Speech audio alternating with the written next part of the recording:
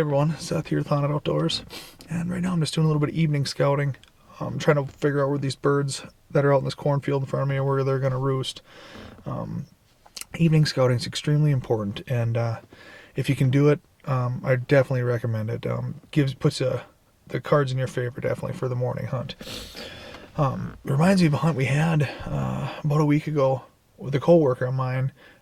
He called me up and he said, "Hey man, I got 4 toms that I'm watching right now going across this cornfield, and I think they're gonna head into this little chunk of woods right by my house." And it was right before dark, and I said, "Yeah, they probably will."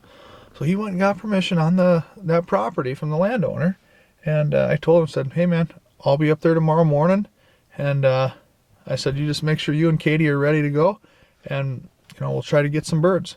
And like any hunt I'm a part of, it seems like lately, it turned into a complete rodeo, so check it out.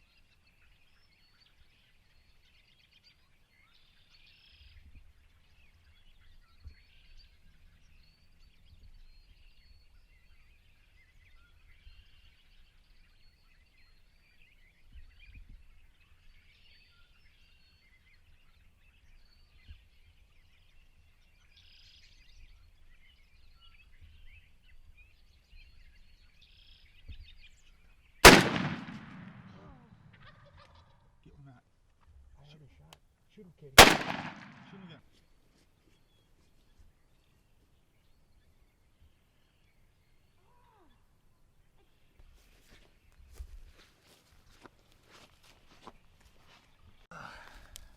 guys. Well, what did you think of the turkey hunt? Kind of a little bit of a rodeo today, huh? Yeah, that was really cool. I've never experienced anything quite like that. Here, hold that fan up, Katie. Pull that bird closer to you.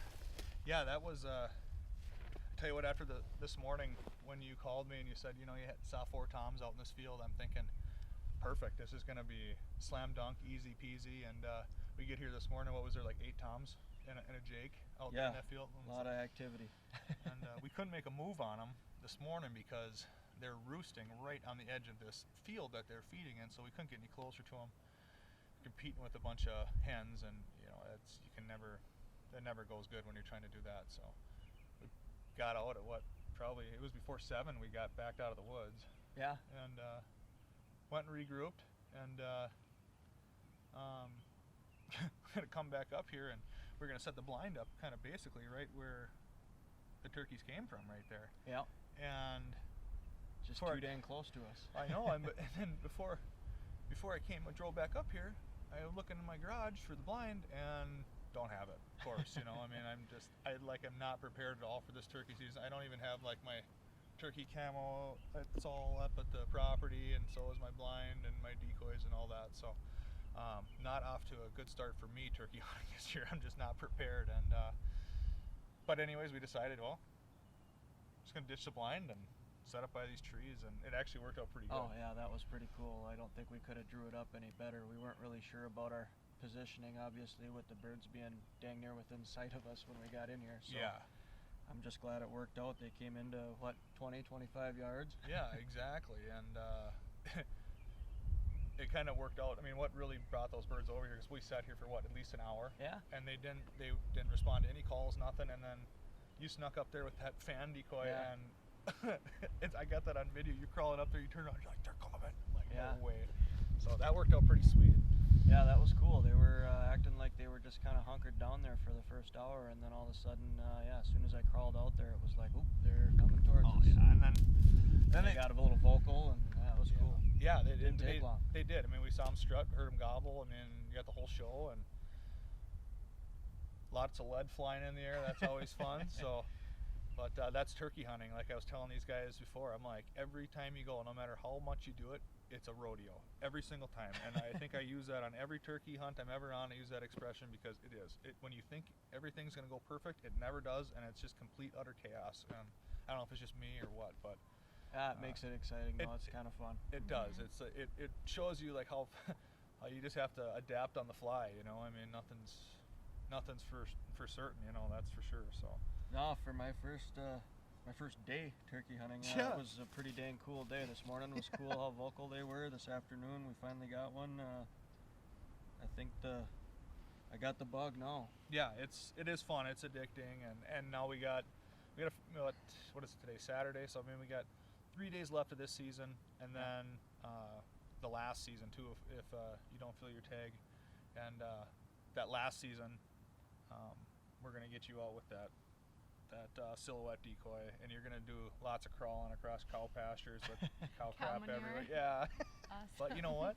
It's gonna be sweet when you got that would be cool. 6 toms trying to attack you at 2 feet. So you'll have to probably hit them with a baseball bat or something. Well, thank you guys for letting me share this experience with you guys. It's awesome. I love turkey hunting so much. I mean, I like to kill them, but I mean, I love seeing other people kill them, and I know that feeling. Thanks hopefully for doing implanted that bug in you guys, and now you're going to be lifelong turkey hunters, because it's underrated, to be honest with you. I mean, a lot of people think that that can't be fun, but everybody who tries it for the first time and they have an experience like this where they kill on their first day, I mean, it's like, wow, that is exciting. Believe me, my heart was pounding when we flicked the safety off there. It is. I was shaking pretty bad. Well, they call it a poor man's elk hunt, turkey hunting, and I mean, that's the truth. I mean, it's all the same thing, just a smaller animal, and a lot flatter terrain around here, which is good because I'm not as slender as I used to be, so fun stuff. Well, let's get it out of here. All right. Nice thing is, though, Matt has to carry it back, so.